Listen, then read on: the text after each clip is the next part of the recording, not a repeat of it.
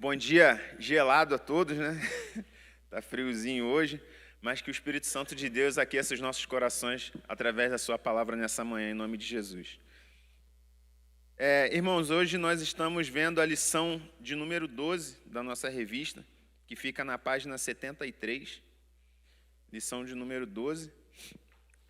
E o tema da nossa lição é Manassés, um rei na contramão da santidade. E o autor é o nosso pastor Eliezer.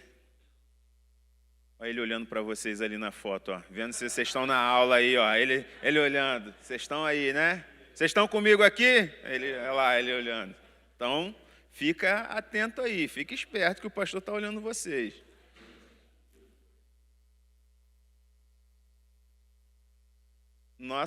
Os objetivos da nossa lição nessa manhã: conhecer a história do rei Manassés, que andou na contramão da santidade. Perceber que no caso de Manassés, filho do rei Ezequias, não vale o adágio: filho de peixe, peixinho é. Adágio é ditado popular, tá, irmãos? Filho de peixe, peixinho é. No caso de Manassés, não valeu esse ditado popular para ele. E praticar como pais, que tipo de herança, de legado temos deixado aos nossos filhos? Podemos testemunhar sobre Provérbios 22:6 em nossas vidas. Provérbios 22:6 é aquele texto conhecido: ensina a criança no caminho que deve andar, e ainda quando for velho não se desviará dele.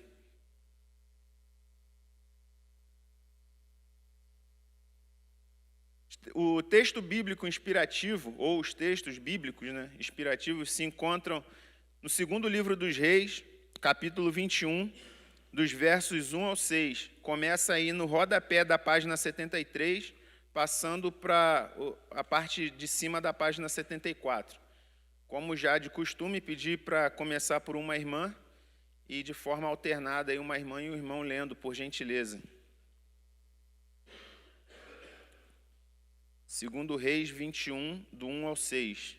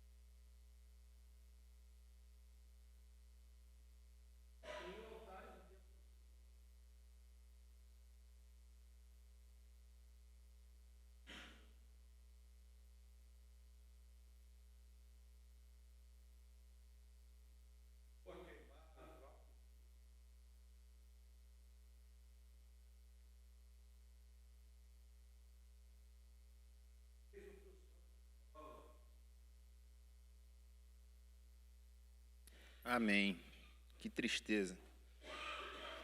Nosso texto áureo para hoje se encontra no segundo livro dos Reis, a continuação aí desse capítulo, capítulo 21, versículo 9. Vamos recitar juntos, por favor. 1, 2, 3. Mas o povo não quis ouvir. Manassés os desviou a ponto de fazerem pior do que as nações que o Senhor havia destruído diante dos israelitas. Segundo Reis 21, 9. Amém? Vamos orar mais uma vez. Pai, em nome de Jesus, diante do Senhor nessa hora, Pai, nós queremos te pedir que a Tua palavra tenha livre curso nessa manhã, Senhor Deus, em nossas vidas. Espírito Santo de Deus, venha, Senhor Deus, quebrar todas as barreiras, Senhor Deus, na nossa mente, no nosso coração. Todas as fortalezas mentais, espirituais nessa hora sejam destruídas, demolidas pelo poder do nome de Jesus, e que a Tua palavra encontre abrigo, que a Tua palavra encontre espaço, que a Tua palavra encontre liberdade em nossas vidas, em nosso coração, em nossa mente, e que nós possamos, Senhor Deus, ser praticantes dela, Senhor Deus, não apenas ouvintes. Fala, Senhor Deus, através da minha vida, me coloco aqui na total dependência do Senhor, como instrumento do Senhor, para falar aquilo que o Senhor quer falar à Tua igreja, em nome de Jesus. Amém. Então, irmãos, nós vamos falar hoje um pouco sobre a vida de Manassés, esse rei aí que nós já lemos. Infelizmente, a vida de Manassés não é das mais felizes, não é das passagens mais gostosas de se ler na Bíblia, mas tem ensinamentos diversos, porque, como a própria Bíblia diz, tudo que está aqui registrado é para nosso ensino. E louvado seja o nome do Senhor, que apesar de todas as coisas ainda teve um final feliz. É triste quando você pega algumas passagens da Bíblia, algumas vidas de alguns personagens bíblicos que a gente não consegue, a gente peneira e não consegue ver nada de bom na vida do cara.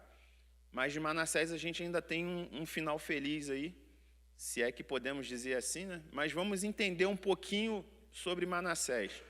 Então, a gênese de Manassés, a origem de Manassés. A sua vida é contada nos textos de 2 Reis, segundo livro dos Reis 21, do 1 ao 18, e 2 Crônicas 33, do 1 ao 20. É mais ou menos uma repetição, porém, no livro de 2 Crônicas mostra a fase do arrependimento de Manassés, que não é narrado no livro dos Reis, tá bom? O pai dele era Ezequias e sua mãe uma mulher chamada Efizibá, como nós lemos aí. Ezequias era um rei justo, um rei piedoso, filho de um homem chamado Acais, que era um cara terrível. Acais, ele foi ali um rei aos moldes do rei Acabe, lá do reino norte de Israel. Lembrando que a gente está falando aqui do contexto do reino sul, do reino de Judá, com capital em Jerusalém. E, geralmente, os reis do sul, eles eram, até tinha reis piedosos, como nós vemos aí, Ezequias, Josias, nós vemos alguns outros reis que andaram ali mais ou menos no caminho de Davi. No reino do norte foi só derrota, só rei ruim. Mas no reino do sul tinha uns caras que safavam um pouquinho. E o Ezequias foi um deles, o pai de Manassés. Então o avô de Manassés, Acais, era um rei ruim, um rei mau, idólatra, fez coisas terríveis. Ezequias foi um rei bom e depois Manassés foi um rei ruim também. Ezequias promoveu uma reforma religiosa muito grande em Judá. Ele derrubou os altares idólatras que seu pai havia construído, inclusive dentro do templo. Ele desfez tudo que o pai dele tinha feito de ruim e levou o povo a adorar o Senhor. E aí, no reinado de Ezequias, além de ter feito uma reforma religiosa, ele falou para o rei da Assíria: olha, nós não vamos mais pagar imposto para vocês, nós não vamos ser mais vassalos de vocês. E aí o rei da Assíria manda Senaqueribe, aquela passagem que ele manda o general Senaqueribe para afrontar o rei de Israel, o rei de Judá, no caso, e também para afrontar o Senhor. Ele fala assim: olha, você está se apoiando no Egito? Não se apoia no Egito não, porque a gente já destruiu lá e a gente já destruiu outras nações. Vocês estão se apoiando no seu Deus?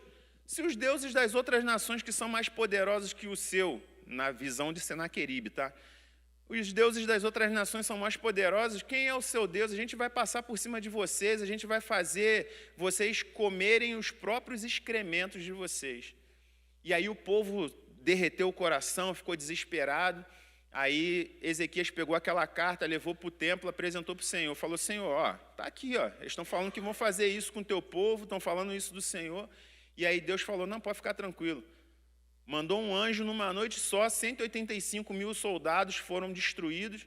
Para os irmãos terem ideia, 185 mil é mais ou menos o efetivo do exército brasileiro todo que nós temos hoje aqui. Matou todo o exército praticamente do rei da Assíria numa noite só. Um só anjo. E o rei Ezequias também experimentou uma cura. Ele estava com uma doença mortal. O profeta Isaías falou: olha, bota em ordem a sua casa porque você vai morrer. Ele se humilhou diante do Senhor, ele orou, e Deus reverteu aquele quadro dele, concedeu mais 15 anos para Ezequias, e ele ainda perguntou: como é que eu vou saber se isso é verdade? Qual vai ser o sinal? Aí ele falou assim: olha, aí o profeta falou: escolhe se você quer que a sombra ela avance 10 graus ou se ela retroceda 10 graus. Ele falou: olha, a sombra avançar é normal porque o sol vai se pondo, a sombra vai avançando também. Eu quero ver se essa sombra retrocede. Deus fez a sombra retroceder 10 graus e ele foi curado da sua doença e ele ganhou mais 15 anos de vida. Então, além da cura sobrenatural, ele viu um movimento ali da terra, um movimento da sombra, um movimento do sol, sei lá, do sol que dizem que fica parado, enfim, mas ele viu um movimento da terra ali, ao invés de avançar, retroceder, girar ao contrário, né? E aí ele teve essas experiências aí.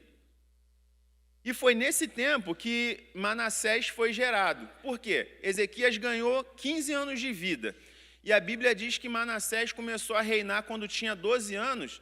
Então, após 3 anos dessa cura de Ezequias, ele gerou Manassés. E aí, depois desse tempo, Ezequias morre, Manassés tinha 12 anos e Manassés começa a reinar. E Manassés foi um dos reis com maior tempo, mais longevo no trono de Judá. Ele ficou 55 anos reinando lá. Os últimos 15 anos da vida de Ezequias, ele fez algumas coisas ruins nesses 15 anos aí. Esses 15 anos não foram muito bons para Ezequias. Se ele tivesse morrido ali naquele momento, a história dele teria sido lindíssima, talvez sem mácula nenhuma. Porém, nesses últimos 15 anos, Ezequias ele fez uma grande besteira. Na verdade, ele fez 3. A primeira delas é que ele abriu as portas do reino para os inimigos da Babilônia. Os irmãos já devem ter lido aquela história que vieram os mensageiros, fingindo que era de uma terra distante. Ele, na sua vaidade, abriu... Tudo bem, tinha que acolher o pessoal, né, os viajantes. Eles disseram que eram pobres, que o pão estava duro já, embolorado e tal.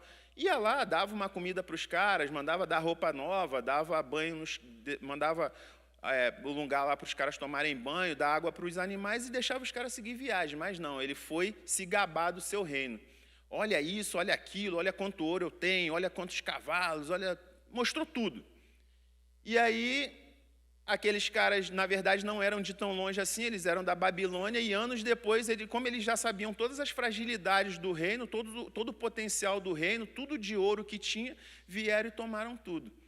E o pior é que ele, ao ser confrontado pelo profeta, ao invés dele se humilhar, se arrepender, o profeta falou assim: olha, que besteira que você fez, o que você fez? Você mostrou todo o reino? Ele, mostrei tudo que eu tinha, mostrei para os caras. Aí ele falou assim: olha, por causa disso que você fez, eles vão vir, vão tomar o reino, vão levar seus filhos como escravos, seus netos como eunuco, vai fazer uma desgraça aqui em Israel, mas não vai ser no seu tempo, vai ser no tempo da sua posteridade. Aí ele falou: boa essa palavra. Um homem extremamente envaidecido, imprudente, porque a vaidade leva à imprudência, irmãos. Quando a gente está muito envaidecido por algo, a gente começa a confiar muito na força do nosso braço. Isso nos leva à imprudência. A gente não toma certos cuidados. Foi assim com Davi. Davi ele estava num ponto do seu reino, ganhando todo mundo, ganhando todas as batalhas e tal. Ele chega para Abner e fala assim: vai lá e conta o número dos homens aí que podem ir à luta no meu exército. Para que aquilo? Se o Senhor era com ele, ele ia ganhar as guerras com 20 mil homens e ia ganhar com 300, igual Gideão. Ele não precisava contar o exército. Era porque a vaidade já estava subindo no coração de Davi. E aí Deus mandou a praga no meio do povo, né, puniu Davi por causa daquilo. Assim também foi o rei Ezequias. Se envaideceu, mostrou todo o reino para os caras, e o pior é que ele não se arrependeu. Ele mostrou egoísmo e indiferença naquela sua atitude. Falou: não, tá bom, não vai acontecer comigo, tá tranquilo. É mais ou menos como a gente pensa, né? Tá lá na China, né? Os cristãos estão lá. Aqui no Brasil a gente está tranquilo, tem liberdade. Mal e mal a gente ora pelos crentes da igreja perseguida, mal e mal a gente dá uma oferta para missões. Não, acho que R$10 dá, né? R$10 para missões já é suficiente. Então a gente não se compadece por aqueles que estão padecendo. Compadecer é padecer junto, né? A gente não se compadece com eles. Então, Ezequias não se compadeceu das próximas gerações dele, sangue do sangue dele. E, por fim, gerou Manassés. A última besteira que ele fez foi gerar Manassés, que foi o pior, ou um dos piores reis de todos os tempos. E aí, possivelmente, não deixou a casa em ordem, porque, né, Deus já tinha falado com ele lá atrás, deixa a sua casa em ordem porque você vai morrer. Ele orou, ganhou mais 15 anos e nesses 15 anos provavelmente não deixou a casa em ordem, porque seu filho só fez besteira, talvez nem fosse ele o sucessor natural, a Bíblia não diz isso, mas talvez nem fosse ele, mas o fato é que ele gerou Manassés e Manassés foi esse cara aí que a gente vai ver daqui a pouco. Manassés nasceu e cresceu numa péssima fase da vida do seu pai. Por tudo isso que nós vimos no ponto 1 e no ponto 2, Manassés não teve um bom referencial em casa. Ezequias, que era um rei bom até a doença, da doença para frente ele se tornou um rei negligente, um rei omisso, um rei ruim. Então Manassés nasce nesse momento em que seu pai está envaidecido pelo poder, seu pai ganhou a guerra lá contra a Síria, e aí ele pode ter contado, olha, porque, nossa, eu tenho intimidade com Deus, eu faço, eu aconteço. Acho que está na hora da oração da campanha, Lucas 10, 2.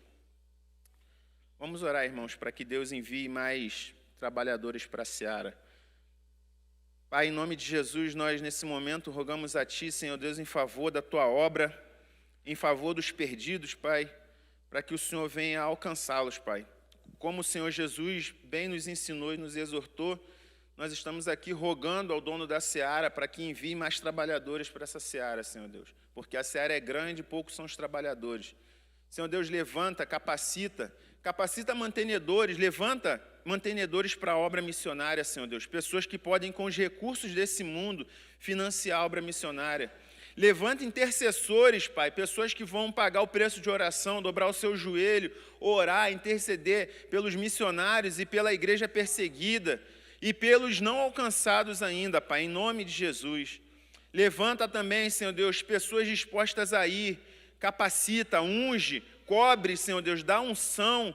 Ó Pai, em nome de Jesus, envia, Senhor Deus, aqueles que vão deixar tudo, deixar sua família, deixar sua carreira, deixar tudo material, suas coisas pessoais, em prol de levar o Evangelho para pessoas que nunca ouviram falar da tão grande salvação e do Teu amor, Pai. Em nome de Jesus, Senhor Deus, abençoe e envie mais trabalhadores para essa seara, em nome de Jesus. Amém. Então, Manassés, retomando aqui, Manassés ele não teve um bom referencial nesse momento do seu pai. Seu pai, nessa fase, estava meio bobo. E talvez, pelo avançar da idade, Ezequias não era tão velho assim, mas pelo avançar da idade, teve um filhinho pequeno, e a gente, quando tem um pouco mais de idade e tem um filho novo, a gente também fica meio bobão, né? A gente não é tão rigoroso como era com os primeiros filhos. Quem conhece casos assim sabe muito bem do que eu estou falando. O primeiro filho é de aço, né? O primeiro filho é de metal. E aí, tal, você é rigoroso e tal. E quando você é pai um pouco mais velho, aquele filho é de cristalzinho, você cuida, o coração está mais amolecido, vamos dizer assim. A gente está mais para avô do que para pai. Então, talvez aconteceu isso com Ezequias com relação a Manassés. Mas a Bíblia não diz se é isso ou não, então a gente vai ficar aqui no campo da conjectura. Manassés, piedade não se herda, se desenvolve. Manassés fez o oposto do seu pai, ou seja, ele foi na contramão da santidade. Tem muita gente que pensa assim, porque eu sou crente, meu filho automaticamente vai ser, eu não preciso fazer esforço nenhum. Eu sou crente, meu filho vai ser crente. Eu sou salvo, meu filho está salvo. E a gente vê que não é bem assim, né? Até um certo momento da vida dos nossos filhos, a gente planta, a gente orienta, a gente ensina, mas vai chegar um momento em que eles vão andar com seus próprios pés, né? Vão andar com as suas próprias pernas. E o importante é aquilo que a gente semeia lá atrás, para quando ele tiver que fazer as próprias escolhas, tomar as próprias atitudes, ele fazer da maneira correta. Mas o fato é que Manassés ele foi o oposto do que seu pai foi. Ele reconstruiu os altares que seu pai havia derribado e ele construiu outros piores. Seu pai tinha destruído os altares, tinha tirado toda a idolatria de Israel. E aí vem Manassés e reconstrói tudo e ainda faz outros altares piores, como altares a Baal e a Moloque, por exemplo. ele fez um poste ídolo, semelhante ao que tinha feito Acabe, lá no Reino do Norte. Lembra que eu falei que Acais, o avô de Manassés, ele era um rei ao estilo de Acabe? Manassés, ele vai na mesma linha, ele parece que segue a cartilha de Acabe e faz tudo isso no Reino do Sul. Ele instituiu o culto ao exército dos céus e praticava feitiçarias diversas. Esse culto, irmãos, do exército dos céus, essa praga, isso vem desde o Antigo Egito. É uma prática de ocultismo maligna que a gente encontra nos nossos dias. A gente vai ver nos tempos de Jeremias, o povo falando assim, a rainha dos céus, a adoração à rainha dos céus. Esse culto maligno aos seres celestiais, ele vai mudando a sua roupagem, mas ele vem vindo ao longo da história da humanidade, até os dias de hoje. E a figura da rainha dos céus, ela é como se fosse uma mãe dos seres celestiais ali, e os seus anjos ali, os seus seres celestiais, que são demônios, na verdade, são seres que se apresentam de maneiras diferentes ao longo da história da humanidade. Se alguém me perguntar, quem você identifica hoje como o culto da rainha dos céus, por exemplo, os irmãos sabem muito bem da idolatria à figura feminina, que no catolicismo se manifesta como Maria, em outras religiões tem uma outra figura feminina, no ocultismo antigo era Astarote, mas o fato sempre tem uma deusa, uma figura feminina adorada, e ela tem seus filhos, que são esses seres celestiais aqui, e é justamente esse culto aqui que Manassés vem levantar novamente. Tá? E ele praticava feitiçaria, adivinhação, mau agouro, N tipos de feitiçaria, Manassés, ele praticava. Outros reis, eles tinham seus sacerdotes, mas o Manassés, ele mesmo praticava isso. E aqui, duas coisas que eu acho terríveis, se é que tem coisas piores, né? Mas ele edificou altares idólatras dentro da casa do Senhor, e ele queimou seu filho ou seus filhos, porque em 2 Reis fala de um filho que ele queimou, e em 2 Crônicas fala que ele queimou seus filhos em sacrifício. Provavelmente a Moloque, porque era o culto idólatra que exigia sacrifício de criança numa fogueira, era o deus Moloque.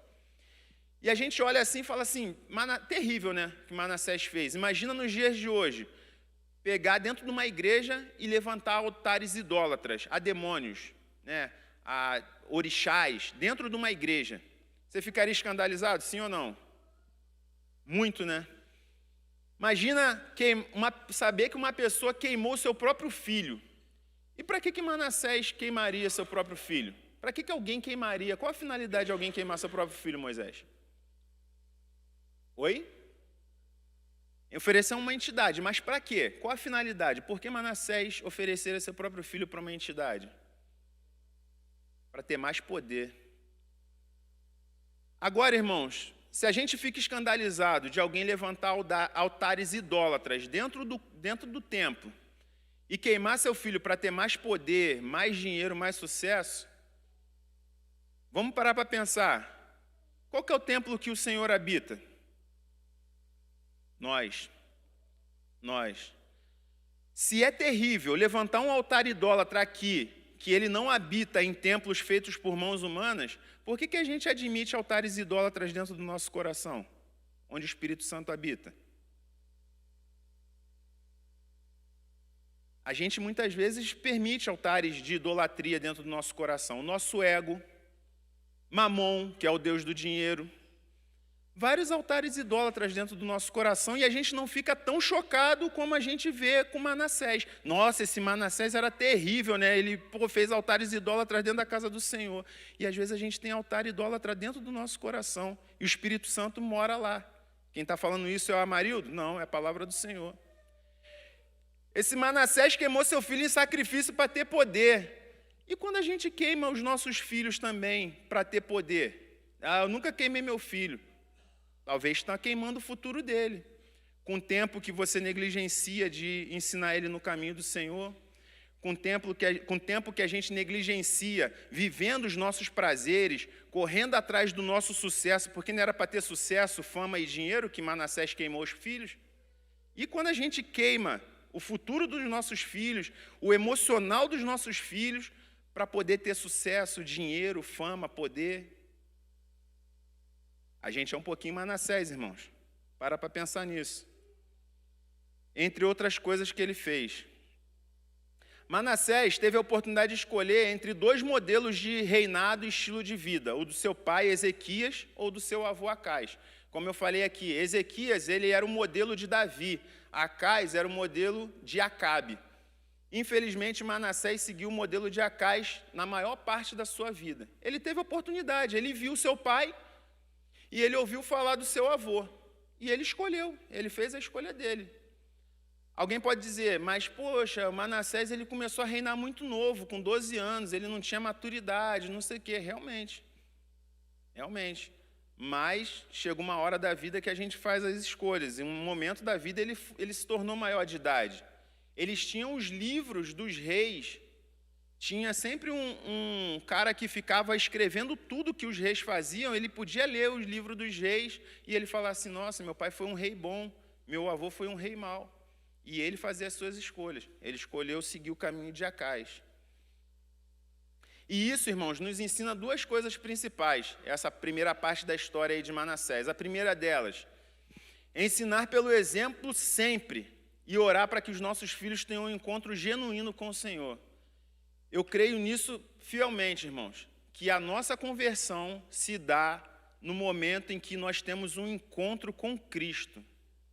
A nossa conversão não se dá no dia que nós nos batizamos, a nossa conversão não dá no dia que a gente entrou na igreja, a nossa conversão se dá no dia que a gente tem um encontro com Cristo. Enquanto a gente não tem um encontro com Cristo verdadeiro, a gente ainda não é convertido. E a gente tem que orar para que os nossos filhos tenham um encontro dele, pessoal com Cristo. Enquanto ele não tem um encontro com Cristo, nós temos que manifestar o Pai para os nossos filhos. Nós temos que manifestar Cristo para os nossos filhos. Ele tem que ver Cristo em nós. Mas vai chegar um momento em que eles necessariamente têm que ter um encontro com Cristo. E aí a vida dele vai ser transformada, a mente dele vai ser transformada, ele vai ser dependente de Cristo. É igual liderança. A gente não pode discipular pessoas para eles a vida toda serem dependentes do seu discipulador. Igual tem uns segmentos aí que o cara, não, tem que ligar para o meu líder para ver qual a cor da camisa que eu tenho que ir trabalhar hoje. Eu tenho que ligar para o meu líder para... Não, a gente tem que, com o tempo que tu vai liderando, o discipulado verdadeiro, ele vai desgarrando de você e vai se agarrando em Cristo. Não é assim que João Batista falou? Importa que eu diminua e que ele cresça. Então, o discipulado verdadeiro é isso, é você ensinando de modo que a pessoa vai vendo Cristo, e ele se conecte em Cristo, e não dependente emocionalmente, espiritualmente da gente a vida toda. E com os nossos filhos tem que ser assim. Então, a gente tem que ensinar pelo exemplo, mas orar para que eles tenham um encontro com Cristo, verdadeiro. Amém, igreja?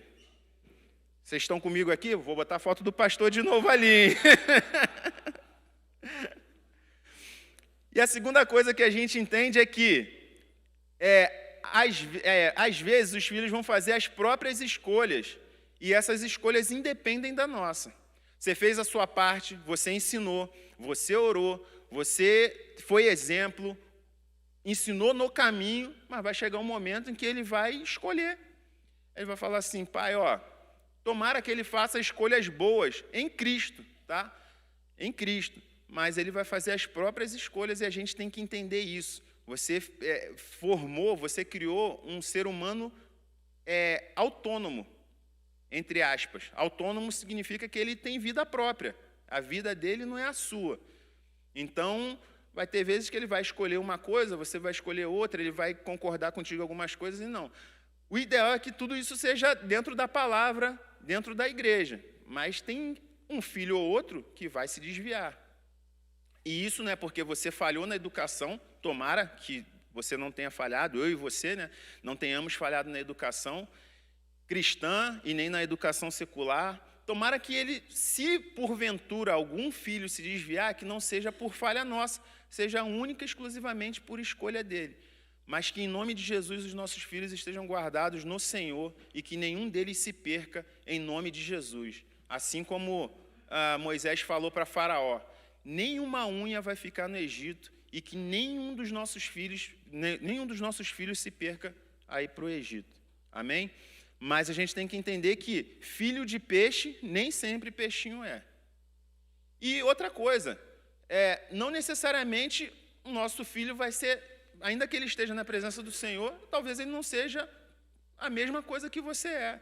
Às vezes ser um líder, um presbítero, um diácono, uma diaconisa, não quer dizer que seu filho necessariamente vai ser presbítero. O filho do pastor não necessariamente tem que ser pastor. O filho do músico, do ministério de louvor, não necessariamente vai ser músico. E por aí vai. Amém? Se for, é bênção. Mas se não for, o importante é que ele esteja na presença do Senhor. Tranquilo até aqui, irmãos? E aí fica uma pergunta para a gente. Por que tantos filhos de crentes estão desviados ou não querem ir à igreja?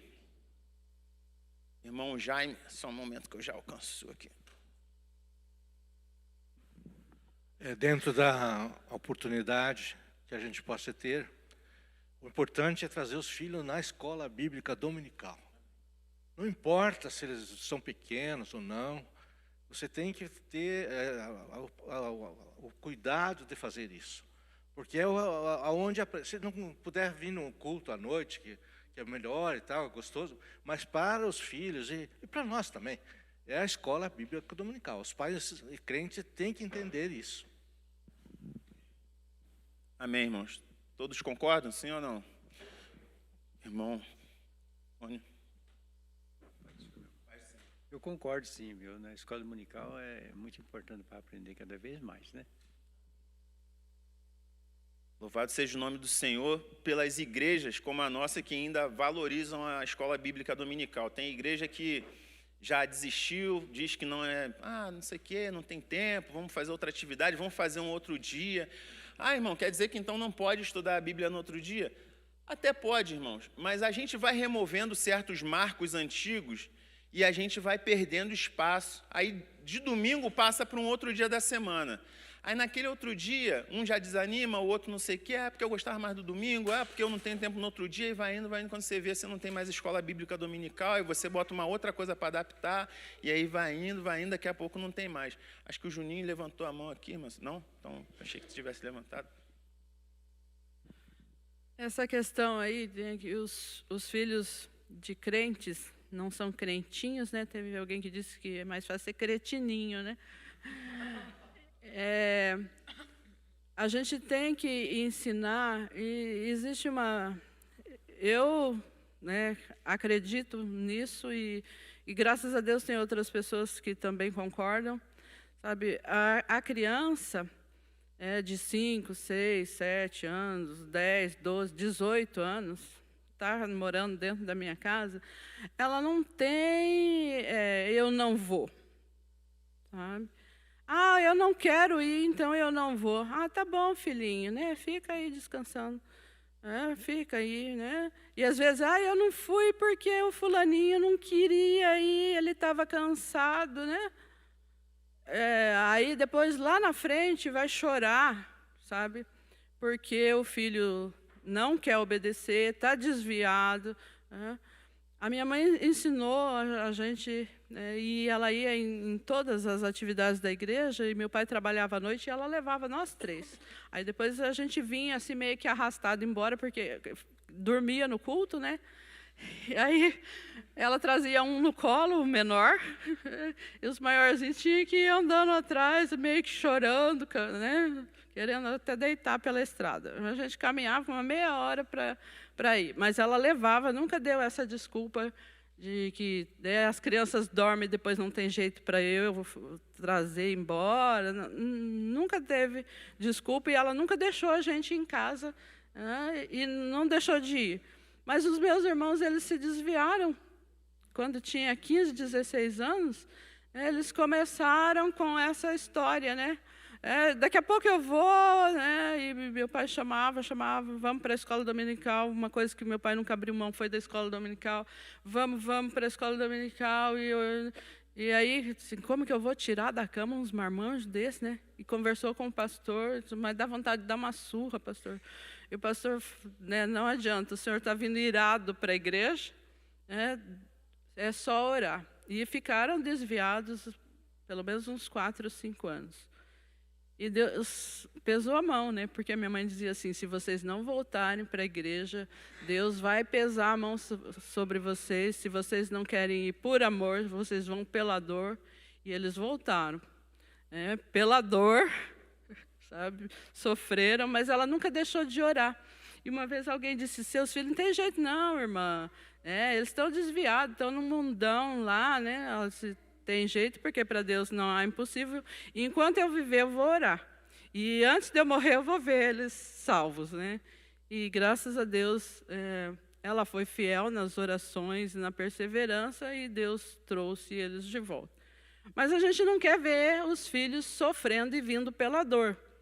Então, antes que eles sofram, né, é melhor a gente fazer eles sofrerem, tirando cedo da cama, trazendo, às vezes, chorando para a igreja, que não querem vir. Se precisar dar umas varadas, a gente dá. É melhor assim do que depois, né? Com certeza vale a pena investir, e o reino dos céus é tomado por esforço, irmãos.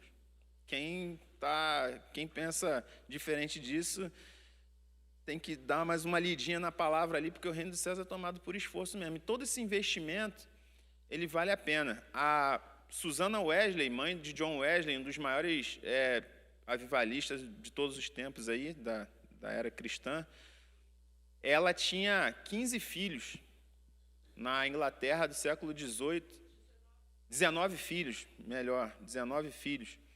E ela tem biografias falando sobre ela, que ela tinha... Engraçado que Deus deu uma sabedoria para aquela mulher tremenda. Ela falava assim, você tem que dobrar o ímpeto do filho de 0 a 5 anos. Dobrar. E como é que ela falava em dobrar o ímpeto do filho?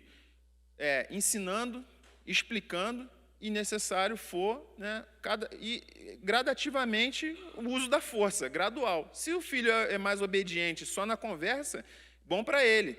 Se ele não for, vai ter que usar um pouquinho mais de persuasão.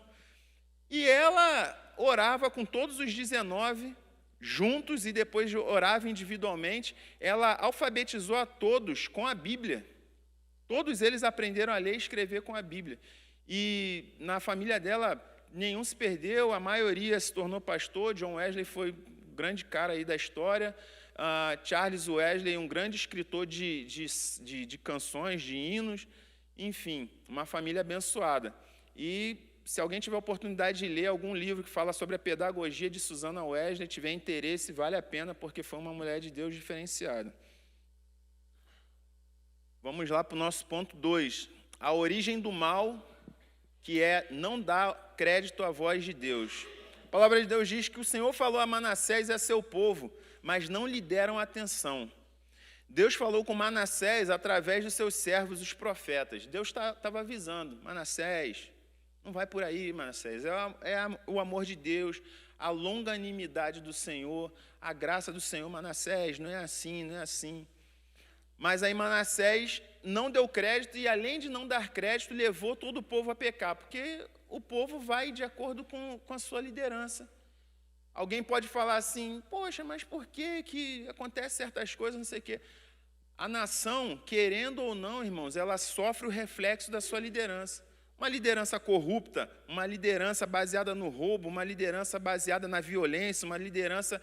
E o povo acaba caminhando de acordo com a liderança. Por quê?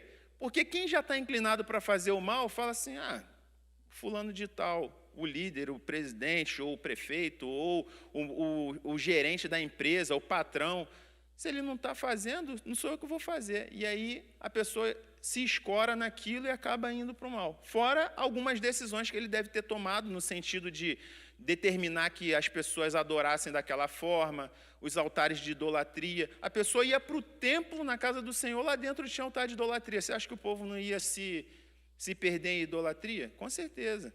Teve criança que nasceu, Manassés reinou 55 anos. Teve gente que nasceu, cresceu e morreu dentro desses 55 anos e ele não viu um tipo de adoração diferente. A adoração que ele aprendeu já era prostituída, já era uma adoração idólatra. Então ele levou o povo todo a pecar. E aí teve consequências danosas. Sempre vai ter. Sempre as nossas escolhas ruins vão ter consequências. Essa semana, Deus deu a oportunidade de eu estar falando, tem um grupo de amigos de infância do Rio de Janeiro, e geralmente se fala de futebol, se relembra da infância, não sei o que e tal. E de quinta para sexta, não me lembro exatamente como o assunto foi introduzido, mas da questão de perdão, salvação, e a maioria não é crente. Na verdade, só tem três ou quatro que são crentes. O resto, tudo ou é desviado, ou nunca foi crente, mas lá no Rio, quase todo mundo tem uma noçãozinha assim do Evangelho. É difícil alguém que nunca teve um contato com o Evangelho. Mas aí estava na questão do perdão, se Deus salva, se Deus perdoa, não sei o quê. Aí a gente foi falando do Evangelho, foi falando da graça e das responsabilidades também.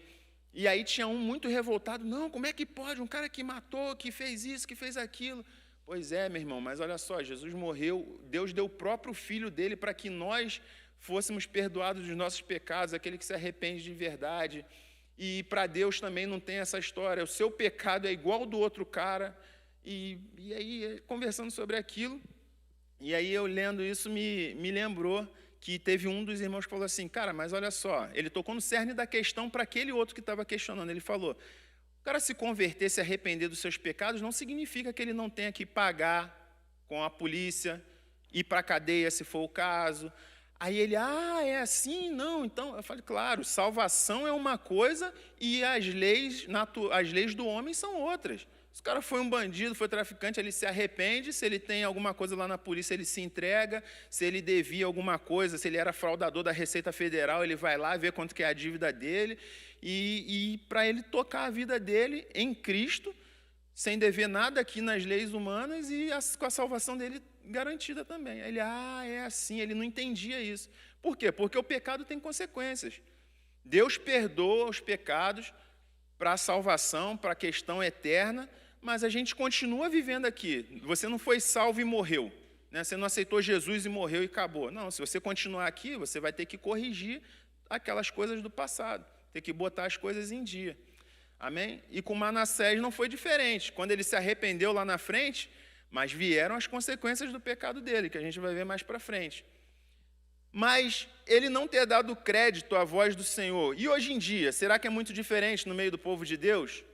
Como podemos não dar crédito à voz de Deus? Como que a gente faz para não dar crédito à voz de Deus?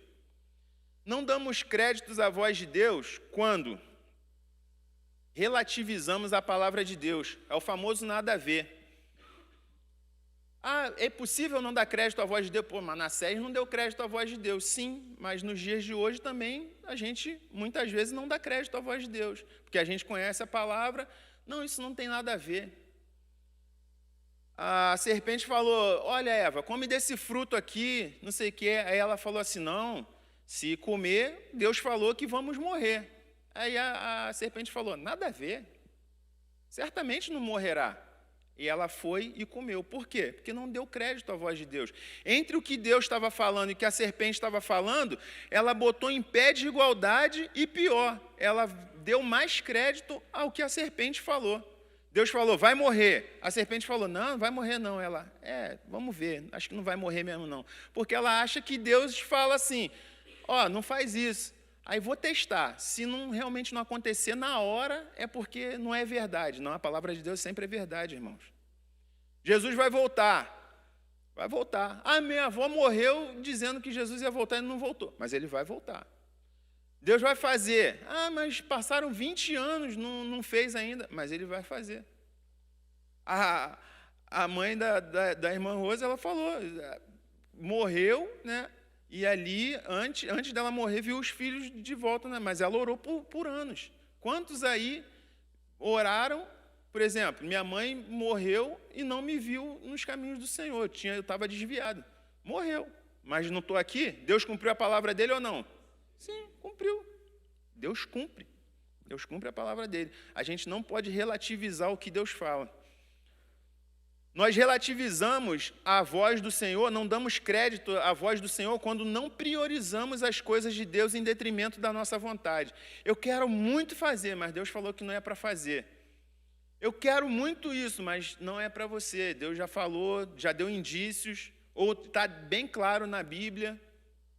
Mas eu quero assim mesmo. Não está dando crédito à voz de Deus. Ah, mas é porque parece, porque fulano falou, não sei o quê. Não importa, está na palavra de Deus.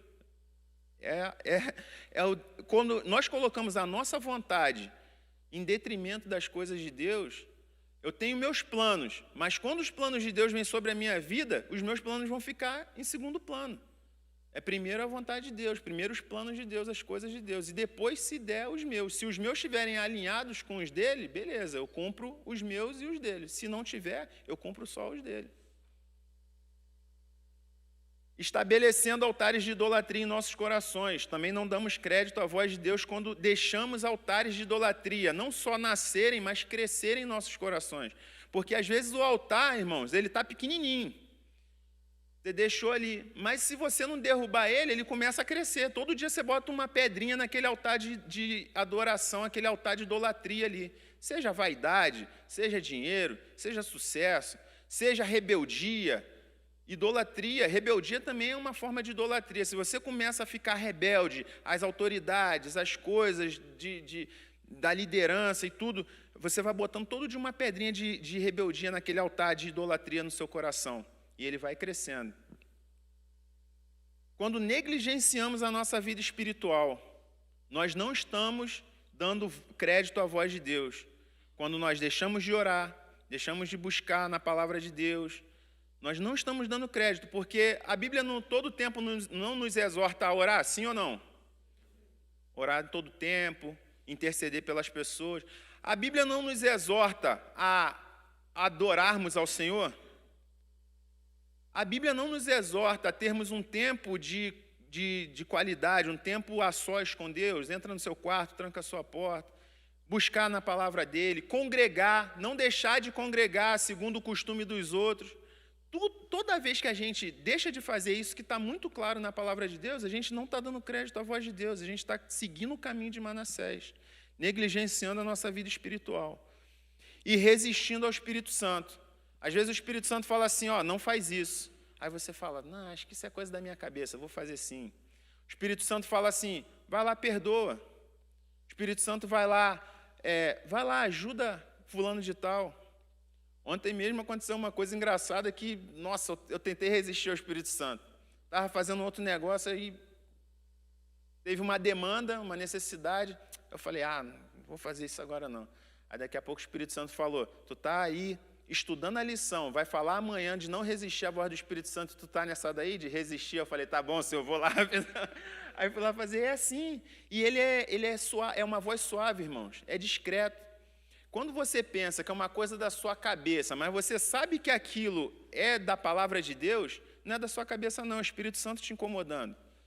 Quando você pensa assim, poxa, acho que eu estou errado em tal coisa, aí você fala assim, não, essa é coisa da minha cabeça, não vou fazer, não vou perdoar, não vou nesse caminho.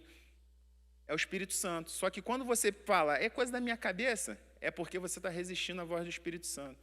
E a gente sabe quando é o Espírito Santo que está falando. Sim ou não? Vou botar a foto do pastor de novo ali.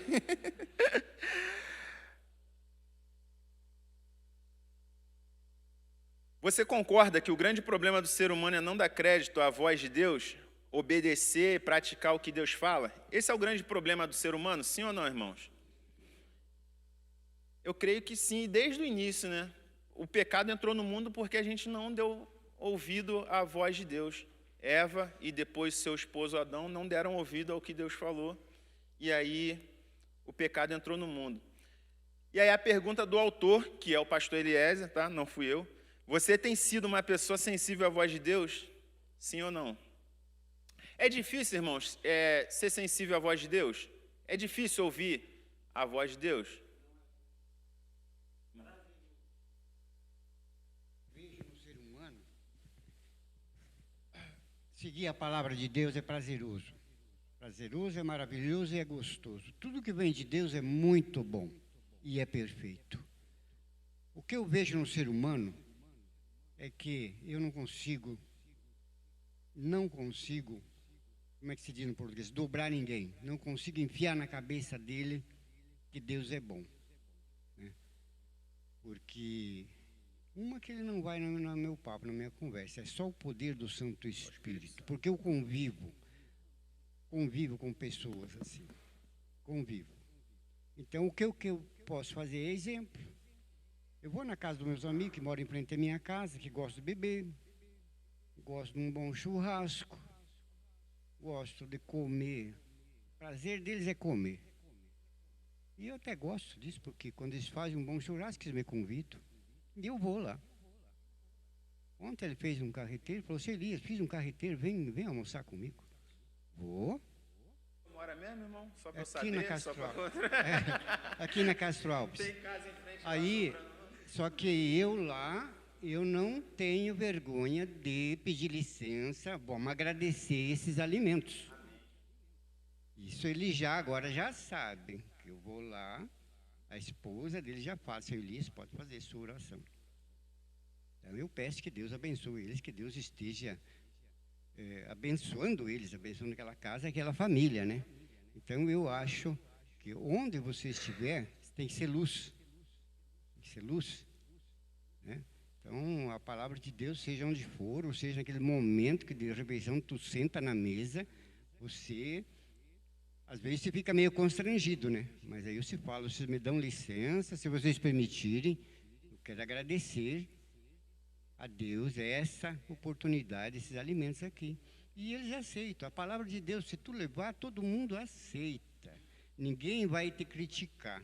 Eu sei pelo que eu vivo nesse mundão. Mas fazer eles aceitar que é o difícil. Amém. O mundo, ele rejeita pelaquela rebeldia natural do pecado do ser humano e também quando a gente não está aliado à nossa prática, ao que a gente fala. Mas eles dificilmente conseguem rebater quando a nossa vida prática é aliada ao nosso discurso, dificilmente alguém consegue rebater. Por mais que ele não goste, por mais que ele lá dentro ele fique remoendo, mas a boca fica fechada porque ele não consegue rebater.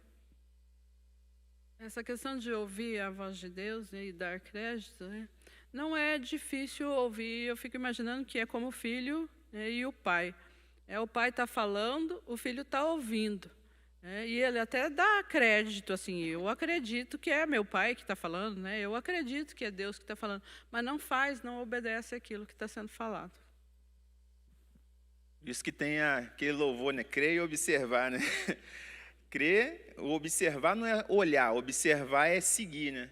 E aí o apóstolo Paulo ele fala, tem duas leis, né? A lei, o meu homem interior, o meu espírito, ele ama a lei do Senhor. Mas existe uma lei nos meus membros, nos meus braços, que ela é contrária à lei de Deus. E é essa guerra constante, e aí vai vencer a guerra quem a gente alimentar mais. O Juninho pediu a oportunidade ali. Vai vencer essa batalha quem a gente alimentar mais. Por isso que a gente tem que alimentar o espírito. Pois não, Juninho? Nessa questão de ser fácil ou difícil obedecer à voz do Senhor, né? Eu acredito, né, que fácil é para aquele que realmente tem prazer na lei do Senhor, como diz Salmos, né? Bem-aventurado aquele que não anda segundo o conselho dos ímpios, faz tudo aquilo lá, mas antes tem o prazer na lei do Senhor, na lei medita de dia e de noite. Então, acredito que para a gente ouvir a voz de Deus, talvez seja fácil ouvir, mas obedecer é mais fácil para aqueles que meditam de dia e de noite, aqueles que se enchem sempre da palavra. Quanto maior a intimidade você tem com o seu pai, é muito melhor você obedecer. É muito mais fácil você ser sensível à voz, né? A gente tem, até é triste, né, alguns casos que a gente pega, né? Mas poucos dias atrás, aí, conversando com um jovem, e ele, estava quebrado de um relacionamento, frustrado e magoado, e na depressão e tudo mais. E aí a gente sempre aconselhando, orando, e a hora que o cara começou a superar, o cara entrou em outro. Aí eu falei, cara, não faz isso, tu tá novo na fé, tá de novo, entrando na mesma coisa que você fez para você se arrebentar na vida. Não, mas dessa vez vai dar certo, dessa vez eu acredito que vai dar, porque eu falei, cara, eu nunca vi alguém desobedecer à vontade de Deus e ficar bem depois. Não, mas comigo vai dar certo. 2 semanas depois o cara nem aparece. Fala, pô, cara, cadê você? Ah, não, é que tá corrido, não sei o quê. Fala, poxa, se encha da palavra de Deus, se encha da vontade de Deus, tem intimidade, tudo vai ficar mais fácil para você obedecer, né? Quando você é sensível, quando você tem intimidade com o Pai. Amém. Ele tinha mais fé no relacionamento do que fé em Deus de verdade, né? E aí, quando você deposita a sua fé em qualquer outra coisa, você vai quebrar a cara. Amém, irmãos. Obrigado aí pelas participações dos irmãos. E o terceiro ponto, já caminhando para o nosso final, a conversão muda os rumos de uma vida. Então, vimos aí a vida de Manassés, um homem idólatra, um rei ruim, fez coisas terríveis, queimou seu próprio filho, mas aí existe um momento da vida de Manassés. Como ele não ouviu a voz do Senhor, veio a consequência. Veio a nação inimiga, o levou, né, com ganchos no nariz, diz aí, ó, por isso o Senhor enviou contra eles os comandantes do exército do rei da Síria, os quais prenderam Manassés, colocaram-lhe um gancho no nariz, como se fosse búfalo, né? Como se fosse boi que a gente vê aí às vezes no Discovery Channel. Aquele gancho no nariz e algemas de bronze, e o levaram para a Babilônia. Segundo Crônicas 33:1. Todo pecado traz consigo a consequência, e Manassés experimentou a consequência imediata dos seus pecados. Então, irmãos, é difícil, é doído. Acredito que se, por exemplo, Ezequias estivesse vivo, mas se Ezequias estivesse vivo, Manassés com certeza não seria rei. Mas, num outro contexto, um pai, vendo o filho passar por isso, nenhum pai quer. Nenhum pai ia querer, é doído, é dolorido. Assim como o Pai, nosso Pai Celestial, se não fosse pelos nossos pecados e não fosse pelo seu infinito amor, ele também não gostaria que seu filho passasse pela cruz por nós. Deus suportou a dor de ver Jesus sendo maltratado, sendo todo machucado, crucificado, torturado, por causa do amor de nós, porque ele vislumbrava um propósito maior. A palavra de Deus diz, e tu verás o fruto do seu penoso trabalho e se alegrará. A alegria que estava proposta era maior do que a dor que Jesus estava sofrendo ali, de que o Deus Pai estava sofrendo, vendo seu filho ser torturado por nós, porque ele visava a alegria no futuro. Então, o que tem que nos alentar, se porventura um pai, uma mãe que está aqui presente, ou que estiver ouvindo a gente pela internet mais no futuro, e o filho estiver passando por momentos de crise, dificuldade, porque está desviado da casa do Senhor, sempre coloca em mente, ora, e sempre coloca em mente, Senhor, isso tem um propósito, isso tem um propósito. Ontem a gente estava vendo um testemunho de um cara que era jogador de futebol americano e cristão. No auge da sua carreira, ele sofreu um acidente, deu um problema no joelho, ele teve que fazer uma cirurgia, mas quando ele estava ali todo arrebentado no hospital, veio um outro colega e olhou e ele estava feliz, aquele jogador cristão com o joelho deste tamanho, cheio de gelo no joelho, ele falou, cara, eu estou feliz porque Deus tem um propósito com isso aqui. Aí o cara falou, como assim que você está feliz? Você pode encerrar sua carreira. Eu estou doido para saber o que Deus tem para fazer com isso daqui, que eu não estou entendendo nada, mas deve ser algo grande. E é esse o nosso pensamento. Tudo que Deus faz tem um propósito. Todas as coisas cooperam para o bem daqueles que amam a Deus e são chamados segundo o seu propósito. Tudo que Deus, creia nisso, irmãos, pelo amor de Deus, tudo que Deus faz tem um propósito. Pode parecer ruim naquele momento, mas tem um propósito final. Foca no propósito, não foca no momento, não, foca na eternidade. Fala, Senhor, cumpre o teu propósito. Às vezes dói.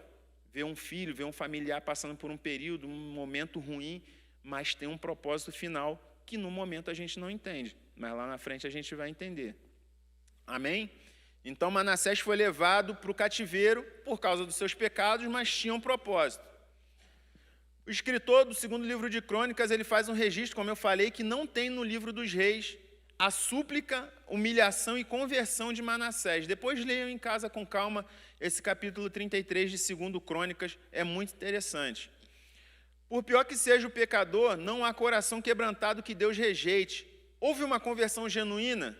Segundo o relato sagrado, sim, houve. Então Manassés teve um final surpreendente que mudou o rumo da sua história. Esse cara cruel, esse cara ruim, esse cara que queimou o próprio filho no fogo, ele lá no cativeiro, ele fala assim, Senhor, agora eu reconheço, agora eu entendi, porque é aquele negócio, lembra da progressão que eu falei? Se o filho entende só conversando, vai ser de um jeito. Se o filho entende, você dando um castigo para ele de ficar dentro do quarto, tirando o celular, vai ser de outro jeito. Agora, se o filho tiver que tomar uma varada, é consequência da dureza do coração dele. O coração de Manassés era tão duro que ele teve que ir para o cativeiro dessa forma. Mas isso não significa que ele e a nação de Judá não colheriam os frutos do seu pecado, que foi o cativeiro babilônico lá na frente. Segundo Reis 24, do 2 ao 4, diz que O cativeiro, entre outras coisas, foi porque Manassés encheu Judá com sangue inocente. Manassés matava quem ele não gostava, quem desobedecia, quem não queria talvez adorar os seus ídolos. Ele saía passando fogo, saía passando a faca, né? Fogo não, que na época não tinha arma de fogo, mas saía passando a faca no pescoço e derramou muito sangue inocente. E o cativeiro veio por causa disso. E aí, com essa conversão de Manassés, fica a pergunta: será que a semente da piedade plantada por Ezequias teve um resultado final e funcionou o que diz Provérbios 22:6? Instrua a criança no caminho que deve andar, ainda quando for velho não se desviará dele. E aí fica para a gente: não há pecado que Deus não possa perdoar, desde que o pecador se arrependa e se converta a ele. Então, irmão Amarildo, aquele cara lá que está no final da vida, não sei o quê, ele orou ali e falou que aceita Jesus, quando o pastor foi lá no hospital, que era um dos questionamentos desse meu amigo, né? Ele falou: então quer dizer que é só fazer tudo, chega lá no hospital, o cara fala que aceita Jesus, está salvo, está perdoado. Eu falei: depende. Se o arrependimento for genuíno, se ele entendeu mesmo o que é o pecado, porque Jesus morreu por ele, ele está salvo. Agora, entra no quarto o pastor, ora, Jesus te salvar, não sei o quê, o cara, não, aceita e tal. O pastor sai, aí um familiar traz um pai de santo. Aí o pai de santo fala: o orixá, não sei o quê. Ele: não, beleza, encomenda minha alma aí. Aí sai o outro familiar, é católico, vem o padre da extrema unção. Ele: me dá aí e tal. O cara quer tudo, meu irmão. Então, a conversão não é genuína. Agora, aquele que está ali, que entendeu realmente que ele é pecador, que ele não iria, se ele morresse sem Cristo, ele não iria para um bom lugar, que ele estaria perdido se ele morresse sem Cristo, esse é o que Deus acolhe na sua presença e fala para ele, igual falou para o ladrão da cruz: hoje mesmo estarás comigo no paraíso. Mas quem pode julgar isso? É o Amarildo? É você? Não. Quem pode julgar isso é Deus. Só Deus que vê o coração do homem. Só Deus vê se a conversão é genuína. Só Deus que olha lá de cima e vê cada um aqui, vê os nossos corações, se a nossa conversão é genuína ou não. Então é só Ele que pode, mas Ele usa seus meios para convencer o homem. O Espírito Santo não é o Espírito Santo que convence o homem da justiça, do pecado e do juízo? Às vezes ele te convence só numa palavra de um pastor no culto, mas às vezes ele te convence levando você para uma mesa de hospital lá entre a vida e a morte. Ele usa seus meios, ele sabe como tem que tratar com cada um. Amém, irmãos? Caminhando para a conclusão. Plantemos a semente da piedade no coração dos nossos filhos e na geração que está aí, tá, irmãos? Porque a gente tem uma responsabilidade com os nossos filhos biológicos, mas a gente tem uma responsabilidade com a geração que está aí também. Todo mundo aqui tem contato com algum jovem, com algum adolescente, seja o filho do vizinho, seja alguém que trabalha contigo, seja um funcionário da empresa, um aluno da escola onde você dá aula. Todo mundo tem contato com algum jovem, com adolescente, com alguém mais jovem que você. Planta alguma coisa de bom, planta a semente do evangelho no coração, ore por aquelas pessoas, porque se eu só cuidar da minha filha em casa e não tiver nem aí para as amiguinhas dela na escola, nem aí para com quem ela se relaciona, por mais que eu oriente ela ali, ela passa muito tempo com as outras pessoas.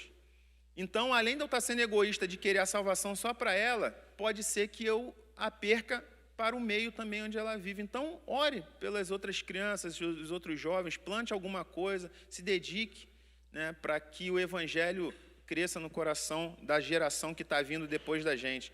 Até porque são eles que vão cuidar da gente na nossa velhice, gente.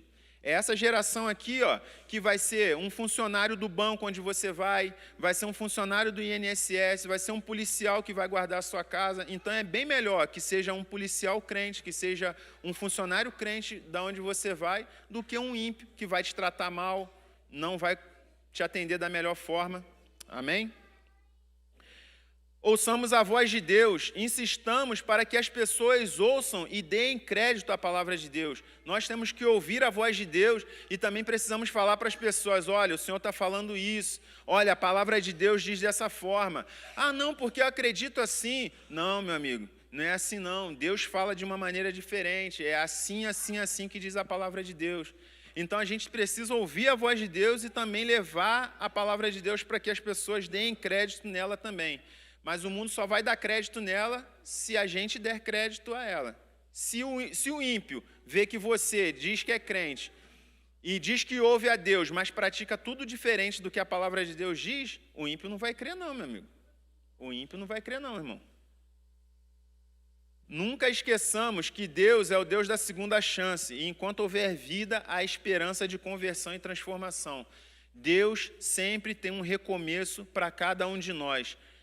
Alguém caiu, um filho caiu, se perdeu, está desviado, o marido, a esposa, o pai, a mãe, o avô, a avó. Deus sempre tem uma porta de recomeço para cada um de nós enquanto estamos aqui vivendo nessa terra. Amém?